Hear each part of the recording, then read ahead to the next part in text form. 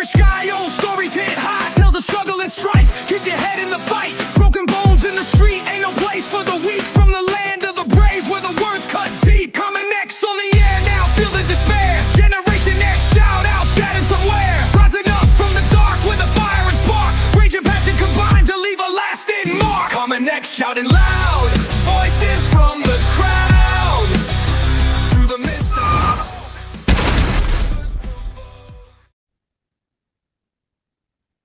Welcome to Common X Season 2, Episode 2. Today's episode is about industrial hemp, the plant that could save the world but can't get a break. When we started Common X, it was two Gen X guys in Deer Park, Washington, sitting down with a mic, a lot of questions, and a little bit of let's see where this goes. Now, a season and some change later, we've had world-class musicians, veterans, thinkers, and everyday people with extraordinary stories sit across from us. And yet, here we are. Jared and Ian, still not afraid to roll up our sleeves and tackle a topic that's as misunderstood as it is promising: industrial hemp. In this episode, Jared dives deep in the past, present, and future of one of the most versatile plants on Earth. From textiles to biofuel, construction materials to wellness products, hemp has been called the miracle crop we forgot about. So why is it still fighting for its place in modern industry? Spoiler alert: politics, stigma, and a little bit of reefer madness hangover. What do you think, Jared?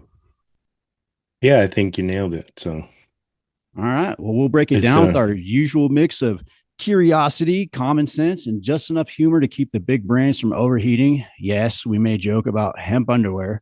Sorry, not sorry. Yeah, so don't try to roll up your AirPods and smoke them. Just listen. If season one hemp underwear would be superior. Right. If season one proved anything, it's that Common X can stand toe to toe with the best podcasts out there. And while we've got a packed guest lineup ahead, trust us, it's stacked. You're getting a front row seat to what makes this show tick: authentic conversations that question, challenge, and explore the world around us.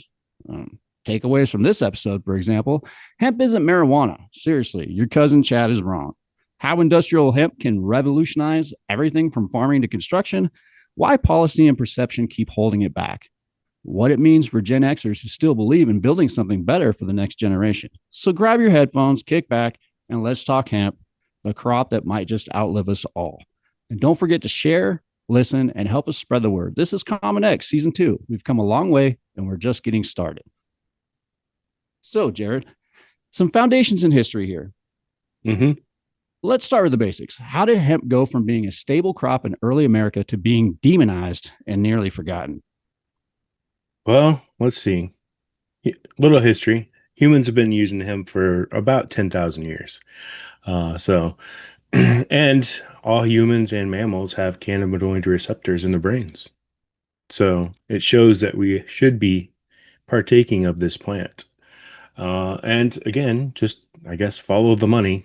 Like always, it's like the oldest thing in the book, right? So back in the day, William Randolph Hearst owned a lot of newspapers, owned a lot of forests, and owned a lot of paper companies. So at the time, hemp was still, being used in quite a bit of things. Bags, they were making paper out of it, clothes, ropes, for Navy, things like that. But Hearst didn't own any hemp fields. So he had to make sure to secure his money with his forest and paper products being made out of timber. So him and Henry Anslinger kind of got together and concocted this entire campaign to basically make it illegal, and it was kind of around the Prohibition era too, right? They'd already outlawed alcohol, and then cannabis, marijuana. It was just another drug that they saw as, making people crazy, making people kill each other, things like that. Making them mad, huh? Yeah. So like Inslinger, in his, bid to outlaw it, he used all these statistics that he just pulled out of his ass. Like, all these people have died and blah, blah, blah, blah, blah. And again, it spoke to, I don't know, kind of the underlying racism that still exists today in this country. Like, They specifically targeted black people and Mexicans or Hispanic people um, in that day, saying that the jazz music and smoking weed and they're coming for your women. Right? And even the Reefer Madness campaign It's that they probably the opposite, dude. put out, We're probably right? going after this. These high school boys and girls are having a hop at the local soda fountain. Innocently they dance. Innocent of a new and deadly menace lurking behind closed doors. Marijuana, the burning weed with its roots in hell. In this film, you will see the ease with which this vicious plant can be grown in your neighbor's yard, rolled into harmless-looking cigarettes, hidden in an innocent shoe or watch case. In this startling film, you will see dopesters lure children to destruction. We're going over to Joe's place. Why don't you come along? We have a date to play a set of doubles. Oh, you can play anytime. Come on, we'll have some laughs. Can I go along with you? Sure. Hey, I'll see you at dinner, sis. If you want a good smoke, try one of these. You will meet Bill, who once took pride in his strong will as he takes the first step toward enslavement. Of course, if you're afraid.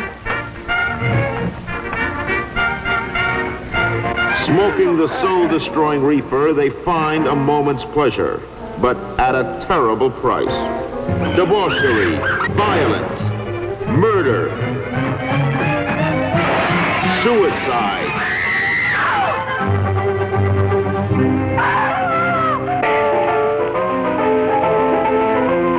And the ultimate end of the marijuana addict. Hopeless insanity.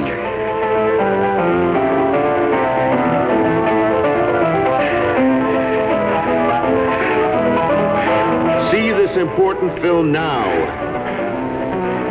before it is too late.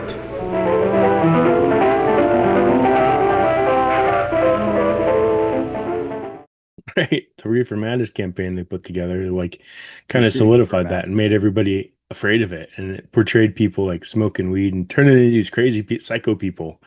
And that's, hindsight and where we are today, like, I think pretty much everybody in America knows that that's not true.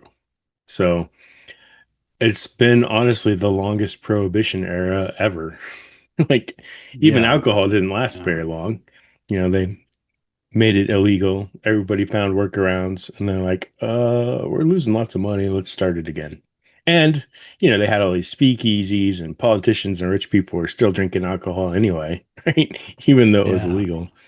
But marijuana didn't come back. So that's kind of how it became illegal, right?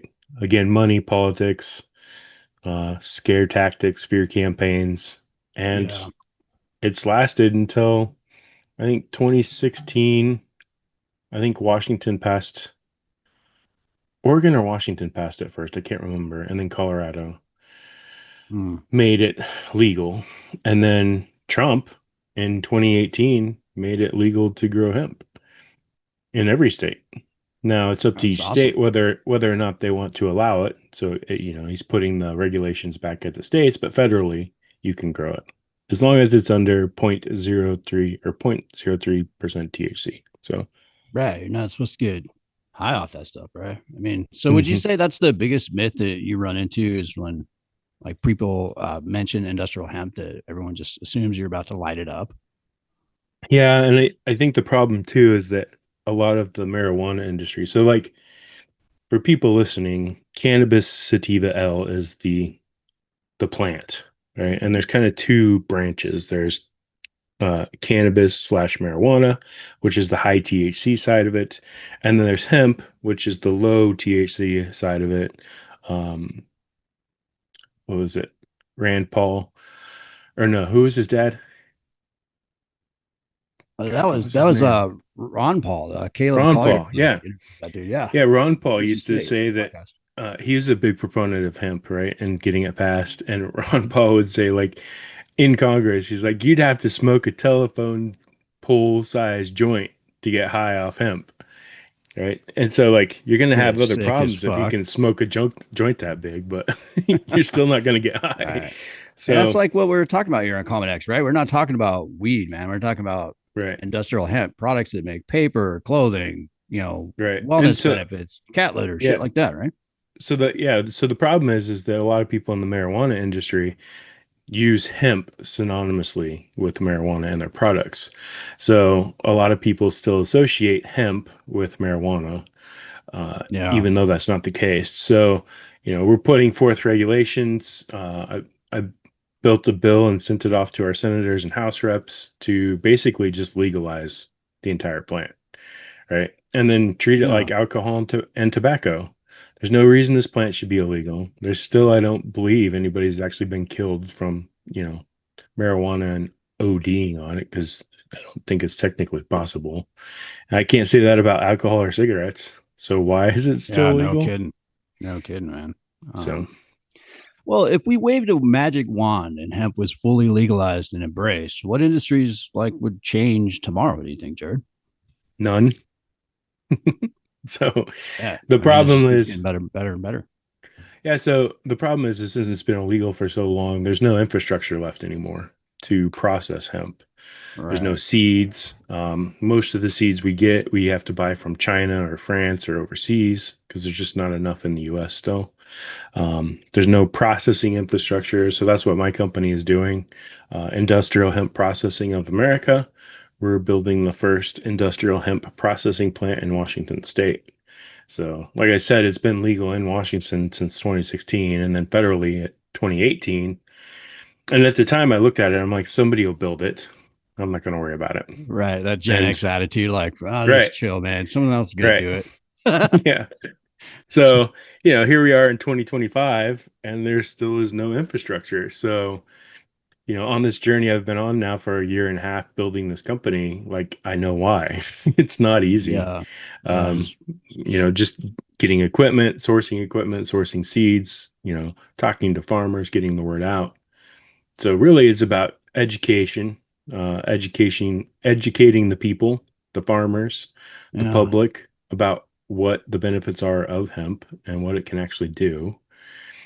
And then having them support it, right? Through talking to Yeah. their people that they know and senators and House reps and telling them to sponsor the bill and things like that. So we can actually grow and build this industry in America because a lot of it's still imported. So with the tariffs that have come on board, now all that stuff's just even more expensive. I mean, I talked to a seed guy yesterday and he's like, yeah, we get all our seeds from China. And he's like, I have no idea what the tariff's going to look like on that. Yeah. Right. Yeah. Who knows, So man? the problem with that is now if you increase the seed price, to farmers, they make less money because they're going to have to spend more money on that seed. So, Yeah, it sucks, man. We definitely want to help the farmers. oh Now, yeah. I read that hemp can replace plastics, paper, even concrete. So why are we still cutting down forests and poured cement like it's 1950? Yeah, again, it's just there's no infrastructure and the education isn't there. Like when we did a Spokane Ag Fest this year, and I had a guy that is in the paper industry, and I had hemp paper there, and he was looking at it and picked it up, and he's like, "That stuff's amazing." He's like, "I'm like, yeah, you can make all kinds of paper out of it, and then to make it white, all you need is hydrogen peroxide." Oh, So shit. for trees, there's like I think an arm's long list of chemicals that you need in order to bleach paper white from timber, and all of them are horrible Damn. chemicals. So, and, Hmm. and anybody that's grown up around a paper mill knows the smell, right? It stinks. Yeah. Yeah. So I grew up or I lived on the west side of the state in Vancouver, and right there in Camas is a huge paper mill. And there were days they told people just not to go outside because the air pollution was so bad. No way. So, like, and that's the thing with if switching to hemp and, just bleaching with hydrogen peroxide, if hydrogen peroxide leaks, it's not that big a deal. It Right. dilutes easily. So, What's the craziest or funniest product you've seen made out of hemp? And just tell me that hemp pizza crust isn't a thing. yeah, it is. You can make. Oh, wow. Sometimes I feel like, and I think Sabrina said this too, right? I feel like Forrest Gump. I feel like Bubba on Forrest Yeah, Gump. yeah. Hemp kebabs, hemp pizza, hemp plastic, hemp paper, hemp door panels, like You just make anything out of it, huh? basically everything that is around you and surrounds you in your everyday life can be made from hemp, including your homes. So, and it's Yeah. conductive, so you can actually make, chips, computer chips out of it. There's a company in Wisconsin making batteries out of it. Again, like clothes, so anything textile wise, you can make out of Yeah. hemp. So. Well, okay. So, how much of hemp's uphill battle and is just politics versus just plain ignorance? Do you think, or is it Right both? now, right now it's a lot of politics. One of the problems is Americans are geniuses at getting around things, right? If you Right. tell them they can't do something or make a law about it, they're going to figure out a workaround. So, what happened is a few companies figured out how to make intoxicating products from hemp. So even though hemp doesn't have high THC, it does have delta 8 cannabinoids. So like when they tell um, your producers for the hemp, like they can't have this much THC and they can't have this much delta 9 content because that's the actual chemical that makes you high. And so companies found a workaround to, just use hemp to make these intoxicating products, and they're not regulated, right? Because if they were regulated like marijuana, these guys wouldn't have been able to do a lot of it. You So can that's a see all bummer. kinds of You've got old people products. in the industry working against you. Oh, and it's $1 billion. I think the last year, or yeah, 2024, it was like almost $3 billion industry. So there's a lot of money, right? Wow, man. And so one of the big things, and there's a few associations out there that are helping us support and change the laws in Washington. But the biggest thing that needs to happen is it just needs to be made legal. And then anything made from the plant that has an intoxicating effect falls under the purview of, I guess, ATF, right? Mm, Move it out of DEA, unschedule it, just make it a legal crop. And then anything produced from the cannabis plant that has an intoxicating effect is treated just like alcohol or tobacco. And that way, there's no more loopholes, right? There's no workarounds. right. These guys have to follow the process. So, I think I actually heard that like Trump was talking about the idea of uh, lessening the schedule or whatever of marijuana or something. So are we actually making progress, or is this one of those 2 step forward, 3 steps back sort of things? I don't know. Like Trump seems to be a lot of talk, right? So it could just be a thing he's saying. Uh, I mean, he did pass it federally in 2018, last time he was Yeah. president. So there's some hope that he'll do that. But again, I think he has a long list of stuff he's got to get to before he gets to that. So I don't know, right? Yeah. Well, let's look at the personal Gen X angle, I guess, of hemp. So, as Gen X guys, we lived through Dare, right? And Just Say Oh No, yeah. and all the reefer madness messaging. How much of that cultural baggage is still holding us back from building houses out of hemp or making those amazing products you were talking about? Yeah, I think it's still there. And I mean, Gen X, I think we all probably smoked quite a bit of weed as teenagers. So I don't know that it really stopped us from anything. And I think I honestly, never inhaled. I never inhaled, I buddy. think Dare had the opposite effect, but that's my conspiracy theory rabbit hole. But It's the yeah, so I mean, podcast. We're doing our job. typical Gen X, right? We just do our Yeah. thing and whatever. Somebody will do something about it. So if our kids, this generation fully embraced hemp, how different could their world look compared to ours? A lot. We could stop cutting down trees for one. So we destroy a soccer field size forest every, I think it's 5 minutes in the world right now. Really? And this is old growth forest, like 80, 100 years old. So, it doesn't grow back quickly. So one of the things with hemp, it grows fast. So, you know, anywhere from 90 to 110 days, you're harvesting hemp. And 1 acre of hemp can produce as much fiber as 4 acres of trees. And that 4 acres Damn. of trees takes 25 years to grow before you can harvest it again. I can grow more hemp next year. So, So what about like 10 years from now? What's the realistic role of hemp in everyday American life, do you think? oh, if I have my way, hemp will be in everything. So, like I said, we're building the first industrial processing plant here in Washington, just north of Spokane. And then I plan on building 4 more in Washington state and getting our, total acreage grown. My goal in 6 years is 100,000 acres. Right. And, right now I think we have 14.5 million acres of farmland in Washington state. So I'm not even like 1%. Mm, So, and the profits from that are insane. And the other benefit of this crop is it sequesters carbon. So it eats more carbon than any other plant on the entire planet. So with dude. a recent study, an actual study and not a scientist pulling something out of his butt, the standard has been that carbon sequestration from hemp is about 15 tons per acre. Well, the study Mm, that we actually ran, it's 40 tons. Quite a bit of difference. So this guy didn't actually do a research study or anything. He just kind of said, "Hey, this is what I think it is." And everybody went with it because nobody was going to do a study or challenge it or anything. And plus, hemp and marijuana, I think, were still illegal at the time, at least in the US. Um, so you really couldn't do a lot of research with it because you'd have to get approval from the government and the yeah. DEA and, all these other loopholes you had to go through in order to grow it. And, some of these varieties of hemp can grow 20 feet tall. Damn. Now, so it has a root in the ground, right? Does that clean things up too? Like, is it got benefits Yeah. for a farmer?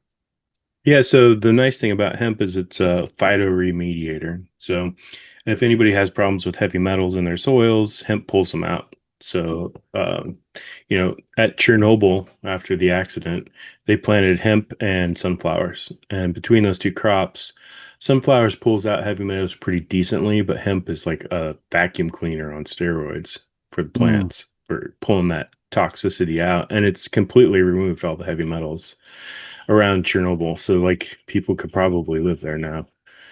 that But sounds like a great crop rotation thing or something. We live in a highly heavy agricultural area, man. You think farmers around here yeah. could benefit from that? Yeah, so what we're advocating farmers to do is add it into their 3 to 5 year crop rotations. So if you had 100 acres of whatever, wheat or hay or grass, alfalfa, sunflowers, corn, whatever it is, add hemp into your rotation. So if you want to make money every year, because I can pay farmers a lot more money than they would make on any other crop in this country right now. Mm. Like just if they grew fiber hemp for me, it's $1,500 an acre. And if they're growing dual crop and seeds, I can pay them up to almost $4,000 an acre. You Holy can't make that. smokes. You can't make that with any other plant in this country. No, So it sounds like it's literally a cash crop. yeah, and That's I wild. think one of the other issues is that, well, like staying on topic, because I'll go rabbit hole everywhere. But Yeah, on yeah, topic, it's like if you add this into your crop rotations, the farmers see a ton of benefits because, well, let's face it, hemp is a weed, right? So it got the name weed for a reason because it just grew naturally everywhere and it was like a weed. yeah. So it's really good at suppressing weeds. So if you have problems in your fields with weeds, plant hemp. If you have problems with your soil and it's really hard soil, hemp will break it up because its roots can go almost 8 feet into the ground. So, Damn. it breaks up those compacted soils. You can dry land farm it. It doesn't produce as well as irrigated farmland, but you can. So, like in Washington, the whole central part of the state is mostly dry land farming. So, and again, I'm Nice. targeting 100,000 acres total, at least, by 6 years. We can go higher than that if we can. The problem again becomes the processing infrastructure. So Yeah. even today, like the biggest throughput machine comes out of France, or France and Germany, and it's only 5 tons an hour. So It's not a lot. You have to have multiple lines breaking down multiple bales of hemp constantly, like 24 hours a day, to meet the kind of demand that we would have to have if we switched to everything, or if we switched all our products to hemp. And like you said earlier, you can make biodegradable plastics out of this, and they don't turn into microplastics or get absorbed. Those just, where does it go? It just breaks down, just like, other Breaks natural down products. into the Right. earth, like it came from the earth, breaks down into the earth. Yeah, and based on how you formulate that plastic, you can control how long it takes to break down. But I've seen plastic water bottles that were completely gone in 75 days. Ew. So from being produced, holding whatever liquid it had, like I think they made water bottles, so it was just water, to, somebody drinking it and just putting it in a compost bin, and then just monitored how long it took. And it was 75 days. And you could there were no residual effects, and it just gets reabsorbed back into the earth. Man. So if hemp had a PR team, what would their slogan need to be to finally win over the public? Hemp is the answer. Hemp for humanity. Hemp for all. Damn, that's Hemp a for hell the of a bumper environment. sticker, dude. Yeah. I mean, take your pick. Like, this plant could save the world. Exactly. And I mean, we keep using and investing in infrastructure that uses non-renewable resources. Like petroleum's not renewable. It's recyclable now. There's some pretty decent technologies out there that people are coming up with that you can recycle plastic back into oil. But you can also do that with hemp. So I can make fuel. I can make biodiesel. I can make aviation fuel out of hemp. So there's not a big need to continue drilling and polluting our planet with everything that we're doing. And, you can turn it into concrete, and a concrete alternative, a hempcrete is what it's called, or hemp lime. And it's just hemp herds, lime, and water. That's it. That'd be great, man. If we could show like a clip of, the home building process or something with that. I think that's freaking awesome. Yeah, I'll include some of that when I edit it. So, and I'll put a bunch of infographics in here too, so people can see what it does. What I love about building with these blocks is it's like Lego for adults. That's what everybody can relate to. Hempcrete is a great insulator. It's fire resistant. It's easy to build with, and it's good for the environment. So our mix is comprised of hemp hurd, which is the inner core of the hemp plant, and we mix that with lime. The reason we developed this modular building block was to make it easier to work with hempcrete and easier to integrate hempcrete into current building standards. My brother's the one who invented the product, and Mac helped somebody do a hemp build that was in situ, meaning you tap it in place on site. And it was taking an extraordinarily long amount of time, and they had to wait for it to dry as well. So he was thinking there's got to be a better way. We love hempcrete, but it has to be something that's easy for builders to use to make it practical for a building product. So that's kind of why we developed the block, so we can be on par or slightly more expensive than conventional building materials, but way superior as far as the performance of the building once it's done. It's hempcrete with the load-bearing capacity of high-performance concrete. So you're getting all the benefits of a concrete wall with half the weight, and the insulation values are 10 times more. It meets or exceeds the passive house standards for energy consumption. We developed the blocks to be easy to handle. They're only about 25 pounds. They stack and interlock together and makes an integral structure that becomes monolithic once they're all put together.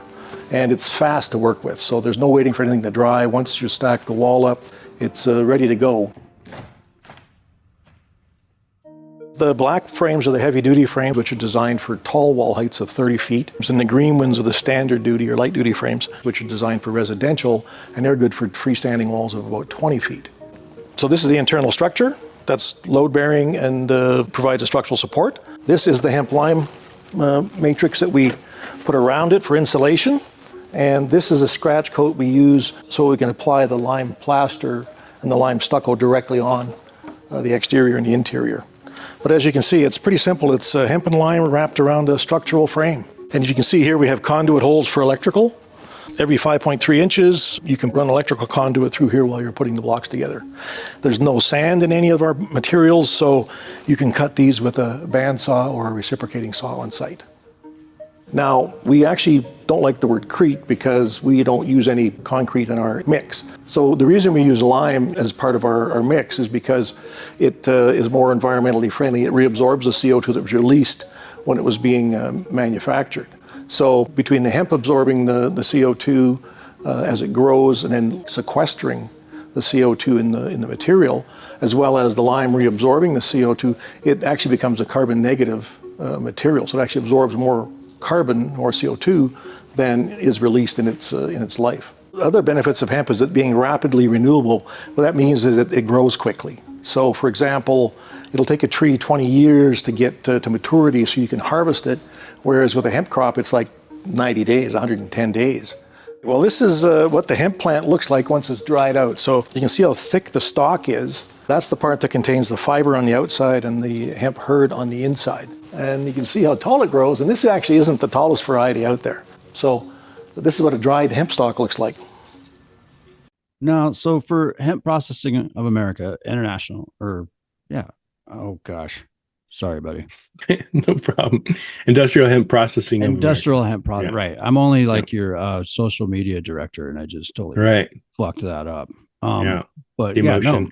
I'm right. I'm with you on this, man, and follow our TikToks and our socials because Jared does send me facts, and we turn that into some pretty kick-ass little TikToks with the information that Jared's providing here.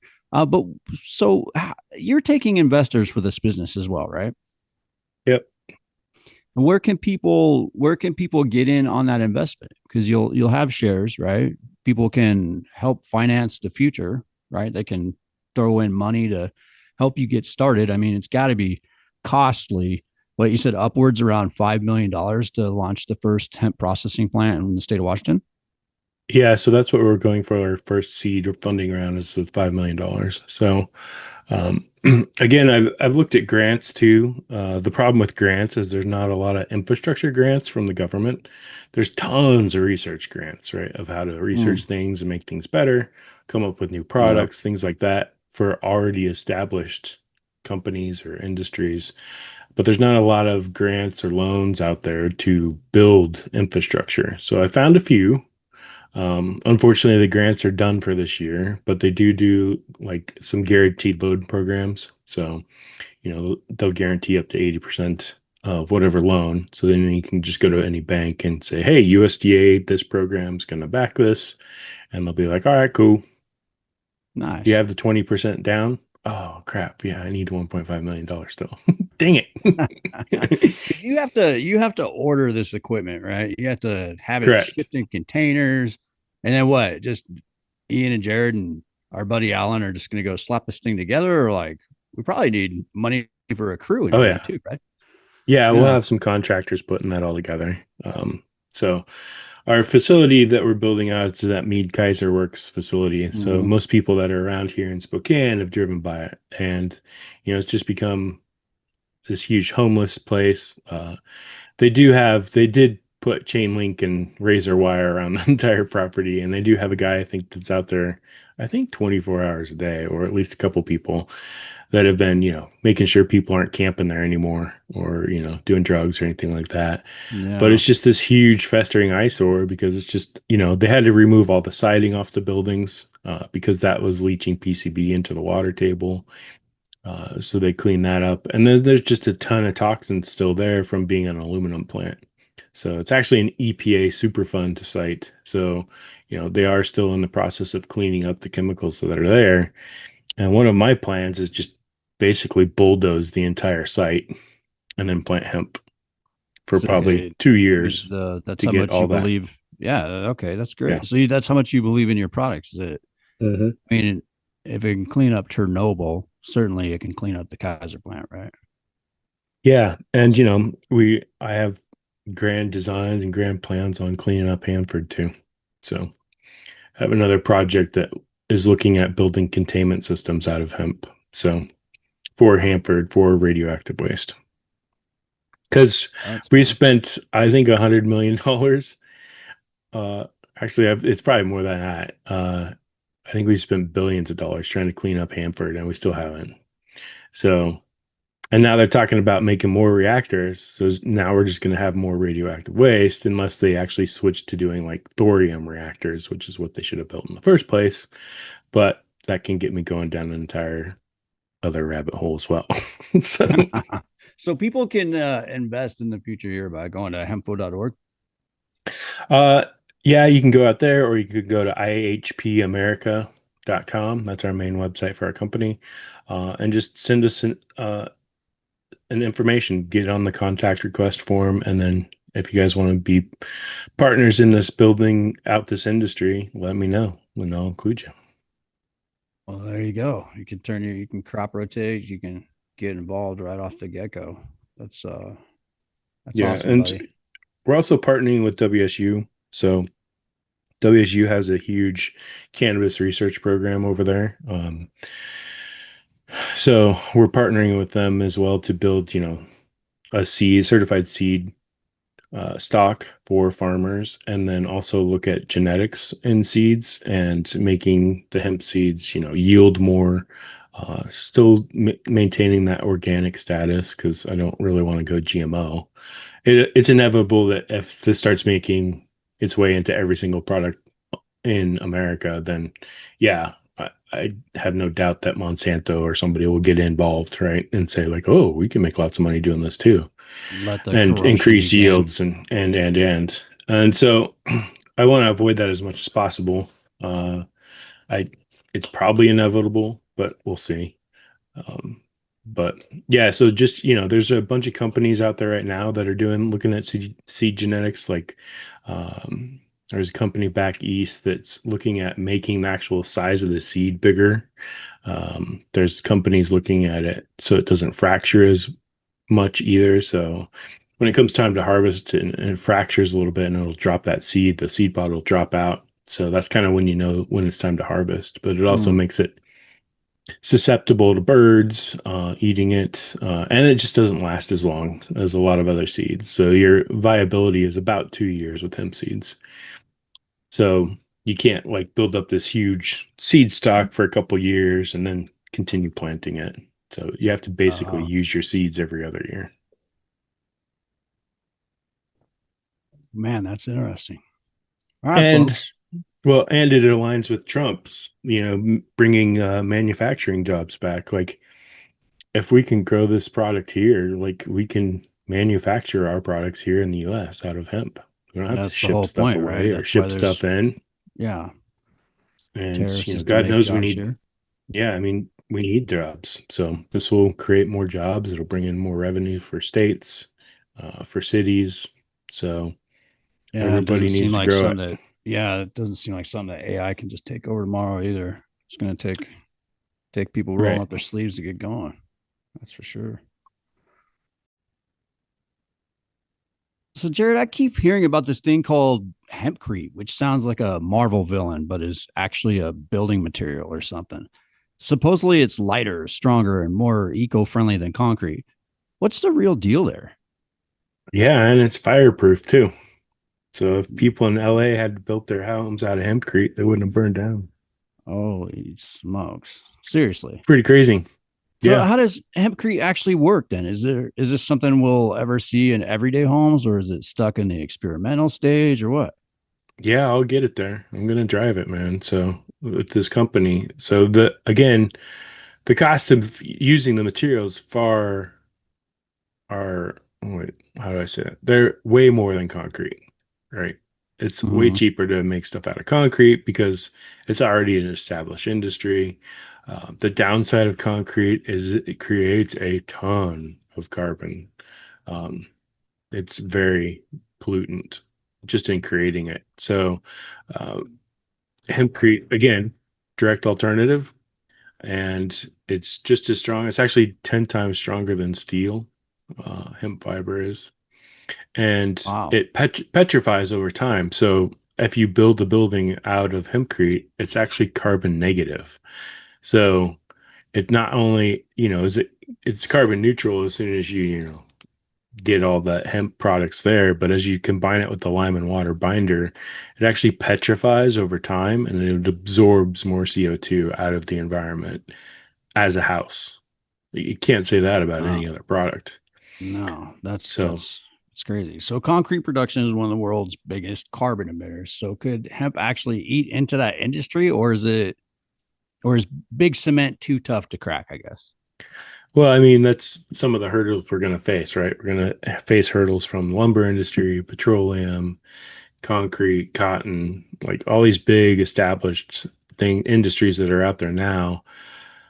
If they were smart, they would, invest in something like what we're building and start converting, right? Because again, it's all non-renewable. We're running out of sand. So, which is crazy to say. So Just like, using all of our and that's resources. right to make concrete, and glass, and you know, nobody's making more petroleum. So as we keep drilling that out and pumping it out and polluting our environment and, making plastics out of it to last forever. Uh, I think microplastics are pretty much in every single thing on the planet now. Yeah.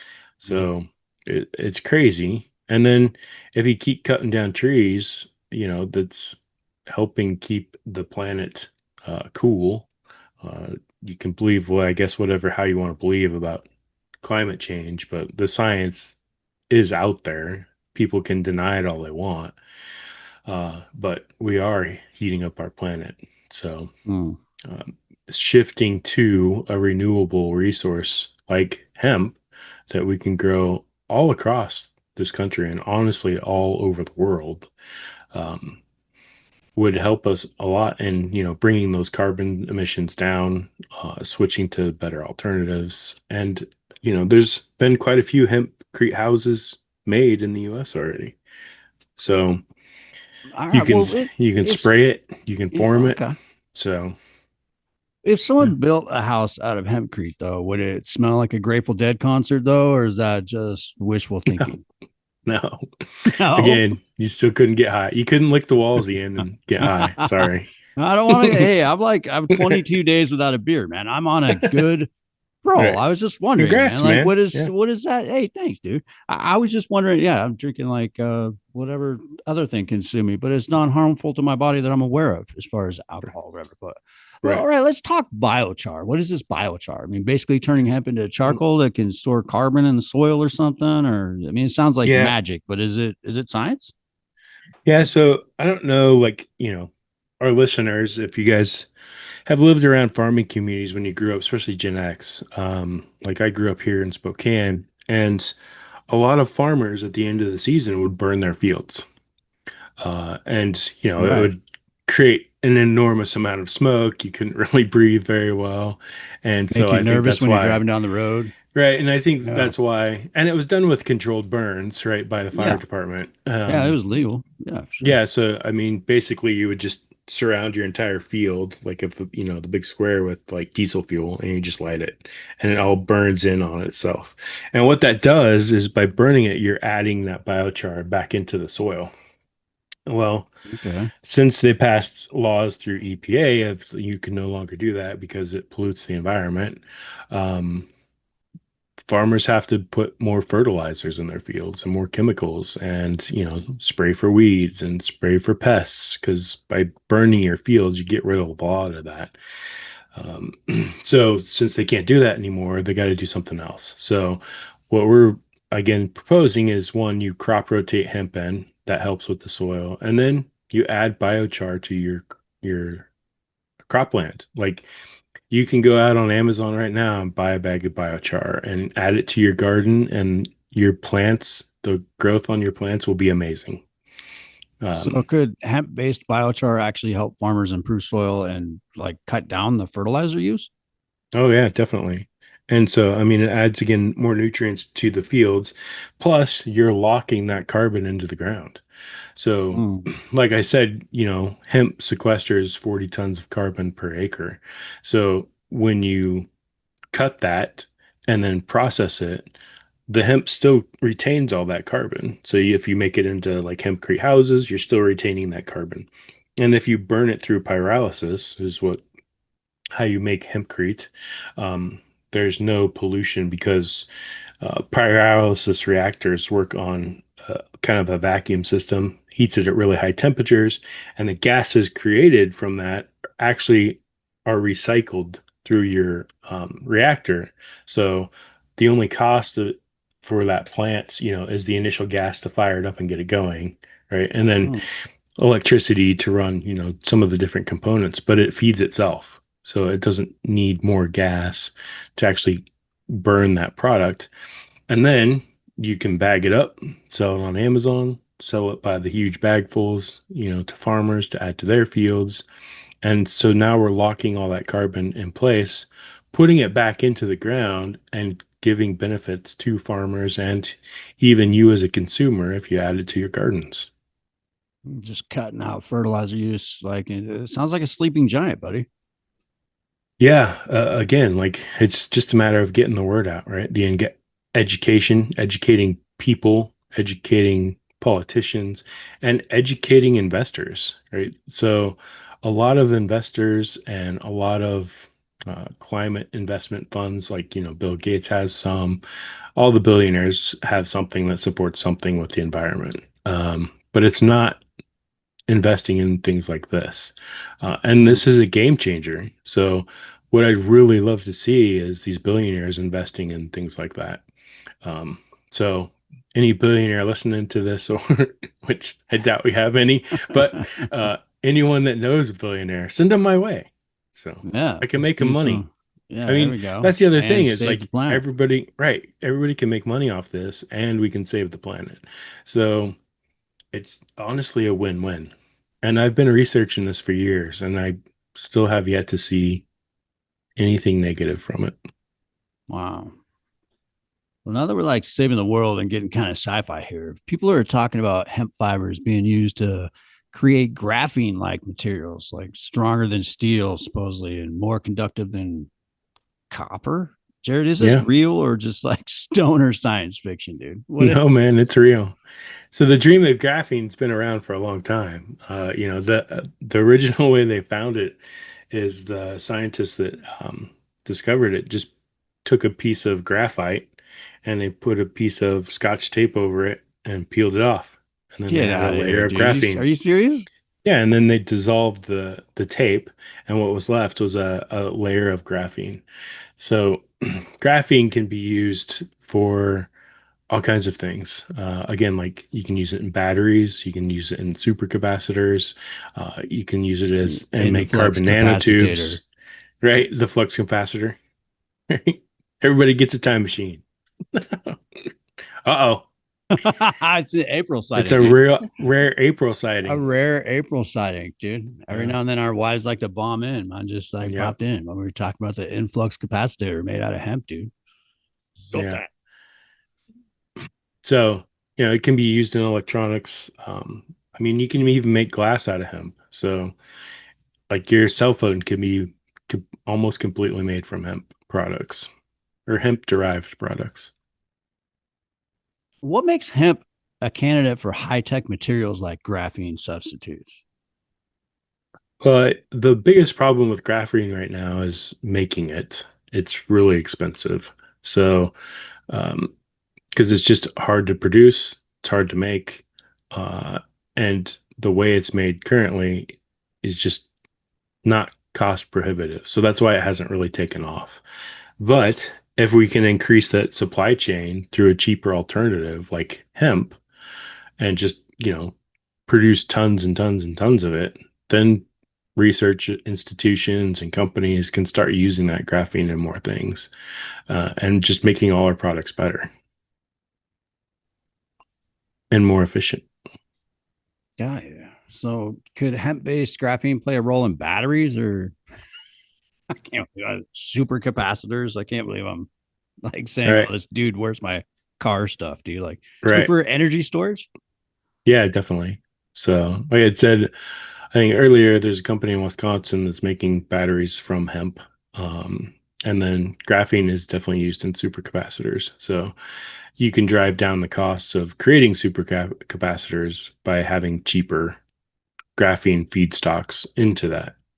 So, I mean, for an example, like graphene right now, I think per gram is anywhere from, it's a gram? Yeah, gram is anywhere from $50 to $400, depending on the quality, right? So, and what's nice about it is like you can kind of tailor that quality of how you produce it. So you can go after which market you want, or you can just mass produce it and sell it to other companies that can break it down into those finer, like single layer carbon graphene nanosheets. Um, and that's a single atom thick, right? It's pretty tiny. So it's amazing. It's an amazing material. And, it was discovered a long time ago, promised for years and years and years and years. And the reason we still don't see it is we just don't have a cheap way to make it. And I think, and I believe, is that with hemp, we can do that. So that's going to be one of our products as well.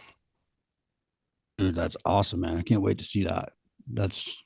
Dude. So if hemp can do all this, why aren't we hearing about Tesla building hemp powered batteries yet? Well, they still want to mine lithium, right? So they haven't switched to those technologies because, again, getting the graphene is more expensive. Getting alternative sources is more expensive because there's just not enough of the material there.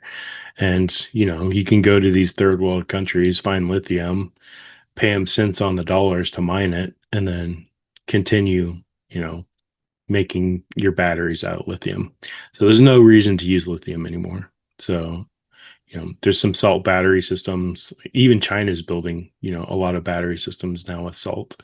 And if this company in Wisconsin's successful, then we can make batteries out of hemp. Dude, that's rad.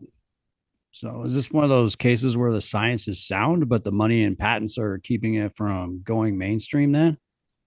Yeah, the money, right? So Yeah. again, we need more money spent in the industry to build out the infrastructure. Because again, like farmers want to grow this crop. I've talked to over 500 farmers in Washington State, and every single one of them want to grow it. The problem is there's no infrastructure. So if they grow it and cut it, where do they take it? There's no place in Washington to take Yeah, it. that's where you come in, right? You're putting in the Right. first industrial hemp processing plant in the state of Washington. So Yeah, they can and grow it? the idea is to make this so every state can build industrial hemp processing plants and then create that supply chain locally and create manufacturing. So, the other project I'd really like to do is just have a huge manufacturing hub around all our processing plants. So anything that's made from hemp, you get your hemp from across the street. Right? There's no big cost of shipping it all over the place, shipping it across countries, across oceans. It's just right there. So again, I'm hoping that this will drive innovation, right, for companies. We're partnering, like I said, with WSU. So I have, I think, 6 research projects on my list right now that I want them to tackle. And so I'll keep them busy researching stuff. And as the industry grows and more money comes into the industry, we'll solve problems like that throughput of 5 tons per hour. Like that should be 20, 30 tons an hour. So I think it's just if we can spend more money on researching different alternatives of how to, work with hemp, break it down and do its components of fibers and herds, Yeah. we can have better throughput and it'll actually get cheaper over time. Dude, that sounds wild. You know what? You just gave me the freaking craziest idea ever. We should do like a Woodstock 2030. You know what I mean, man? Like, we should do it. Like Wayne's World the shit out of it, but like make it, like better. Wow. Yeah, we could do something like that. All right. So we've talked about hemp as rope, paper, even food. But now we're in the territory of hemp that could literally reshape industries, right? So from the way we build houses to how we power the future. Jared, let's break it down. Let's start with, is hemp, so why should Gen X homeowners or anyone really care about this stuff? Well, if you care about the planet, you should care about hemp. And if you care about leaving a legacy for your children so they can actually breathe on this planet, should care about hemp and support hemp and demand hemp products or hemp in all your products. Like even the clothing made from hemp is far superior than cotton. Um, Levi's, when they first started, it was hemp. Their jeans were made from old sails and old cloth, and that was actually hemp jeans. And, as cotton got cheaper, with the invention of the cotton gin, that replaced hemp. And I can conspiracy rabbit hole on that as well, but I won't. But why cotton replaced hemp for real? But yeah, so again, it's just building those industries here in the U.S. Because you can cottonize hemp and make it look exactly like cotton.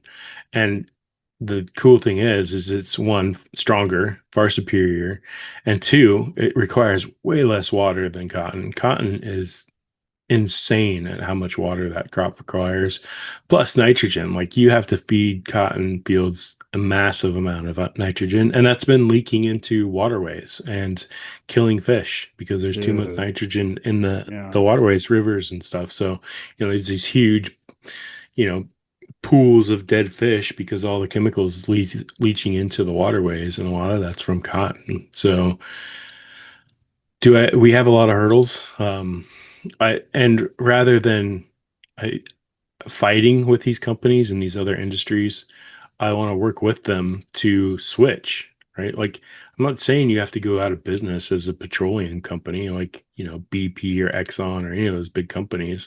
Just start investing in alternatives, because we can stop drilling the stuff out of the ground and just start recycling what we currently have in plastics Yeah. to make more oil. And then we can switch to hemp derived alternatives that they can still use as a feedstock into creating fuels, right? And eventually we'll be off fuel, but and so I mean there's that, right? Like your Yeah. industry is going away anyway, no matter how you look at it.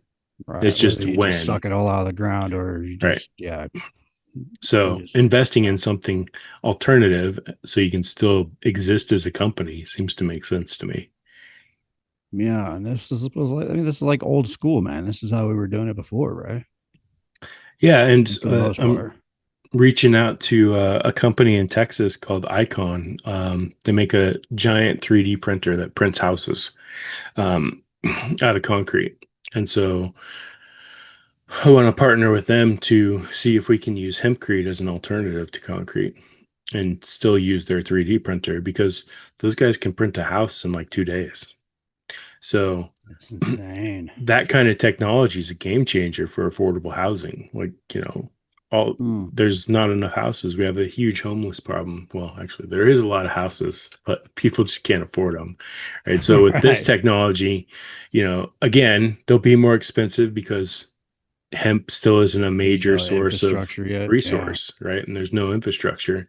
So, for those first few people that adopt it, kudos, thanks, showing people that you can build houses out of hemp. And then as the technology improves with hemp itself and we spend more money on researching, we can make a lot better products out of it. So So, when the infrastructure is there, is this a likely candidate for affordable housing then oh in yeah, the long run? I mean, there's some Indian tribes that I've talked to in Northern California that are looking at, making affordable houses for their tribal nations, and doing like cast in place hempcrete walls that they can just ship to a location and just assemble. So some of their test projects they've done, they can, build this stuff off site, ship it there, and put together a house in a day. So, I Wow, mean, man, that's wild. it's amazing. So, Yeah. Sounds like it. Well, I hope we get there, man. And my hat's off to you, buddy, for putting in all this time and work on it. I mean, I think that's just amazing. And I like the humanity behind it, man. Just the morals, the caring about people, and the doing it for the right reasons. That's what's cool. I mean, yeah, it sounds like yeah, there's some money in it or whatever, but I mean, naturally, there's an economy anyway. But you actually want to help people with this, and foster an environment that gives your kids and your grandbabies like clean air. That's awesome. right. Like, if Gen X doesn't stand up and do something soon, like it's going to be too late. So Gen X needs to stand up, support this industry, demand it from your retailers and products. Just send them an email or do it on their contact us form. You'd be like, hey, have you guys looked at hemp or using hemp in your products or looking at making a hemp product? So part of the thing that we'll do as a company is reach out to all these industries as well and start talking to them and starting that conversation of, hey, let's just do a little test project. I'm not saying you have to convert your entire industry over to hemp because I couldn't support it, right? Like once we have into like 5 industrial hemp processing plants in every state, then sure, we can get to that where we could probably replace everything. But there are companies today that are using it in all their products. So like BMW and Mercedes, all their interior door panels and plastics are made with hemp plastic. Dude, that's So wild. So it sounds like we're on our way. yeah, so there are a lot of use cases already out there that you can switch and make a far superior product. And if we're talking about like the carbon credit marketplace as well, like you can make carbon credits for these crops as well. So then that's another income stream for farmers as well. Not only am I going to pay you to grow hemp for me, right? And I'll pay you in carbon credits and I'll split it with you. I don't need to make a ton of money, but our farmers do. And Yeah. we need Give to stop incentive to- subsidizing them with all these other crops by monocropping, right? Corn and wheat, and start rotating this into those and paying them a good amount of money. So then I don't know if you know, but like the median age of farmers in this country right now is 65 years old. That's nuts, man. The farmers have just been getting hammered, dude. Just Yep. everyone's just cut their throats. Like, yeah, give them something they can put in the ground and make some money off of, man. That benefits everybody. Yeah. It's a So great with that, we see more corporate farms. Big companies are buying land from these older farmers because their kids don't want to do it, right? Because there's no money in it. Yeah, So they just want to sell off the. I mean, right. not I mean, everybody, but no, but it's like becoming more common, right? right. I mean, even around us here, in Spokane and Deer Park and the surrounding area, like there's big fields of, that was wheat or was hay or something else. And when their parents pass away, they're like, I don't want to farm this. Like and they just sell it. And then you see 100 houses go where there were wheat fields, right? Mm, Or hay fields. yeah, So, that is reducing the amount of farmable land we have as well. absolutely, man. And then, we'll then invent AI tractors and systems and like you won't even have to lift a finger. I mean, there's tons of research from like John Deere and Case. They have like autonomous tractors now that just drive themselves. You can Good use with the GPS drones. and stuff. Yeah, and Wow. you can use drones to monitor your fields, monitor your fertilization, your irrigation, things like that. So you can see, which part of your field's actually growing best and why. So, I mean, the So like couch technology's farming? there. Oh, yeah, man. You can just have your Couch iPad farming? or your phone and just go, all right, I need you guys to go cut the South 40 today. Yeah. Out goes the machines and drones. Wow, So man. it's a big investment. I'm not saying those things are cheap, right? Yeah. Yeah, I think a combine today costs like $2.5 million. Oh, I can't even And imagine, man. Those things are so oh, amazing too. Yeah. right. And farmers are making like $1,000 an acre, maybe probably not even that on like wheat fields. Like, how are they going to afford that? So a lot of them are just in debt to their eyeballs, or they just can't afford new equipment. So that's part of what we'll do as well is we'll purchase a lot of this harvesting equipment and work with farmers to help them harvest or rent it out to them so they can use it. So, There you go. We get the farmers up and going again. yep. All right, folks. Well, that's a wrap on our deep dive into industrial hemp, the plant that just won't quit, even if policymakers keep trying to shove it in the corner. Whether it's fuel, fiber, or food, hemp has been there the whole time. Maybe it's just waiting for us to catch up. And that's what this show is all about, catching up, asking the questions, and looking at the stuff most people overlook. Today was about hemp. Tomorrow it might be about something even bigger. We've got some incredible guests lined up this season, and trust me, you won't want to miss what's coming next. So this is Common X. Thanks for listening. Thanks for sharing. And as always, stay curious. Later, all. And if you know a farmer, send them my way. Yeah, Especially if they want to make money. exactly. Cash crop, man. Yep. Hey, everybody. Thanks for tuning in today to the podcast, Common X with Jared and Ian. We really appreciate you guys and would love your support. So make sure you click that subscribe or like button or follow us on all our social media platforms and on YouTube and Spotify, because that would really help us out. And that helps us bring more episodes to you guys every week, and hopefully from, content that you guys want to see. So reach out, TikTok, YouTube, leave comments. If there's anything that you guys want to see or any guests that you want us to try and get on, let us know. We do have a good lineup coming. So thank you again. We love you guys. Thanks for your support, and we'll see you next time. And remember, common sense isn't that common. So that's why we're bringing common sense back from Generation X.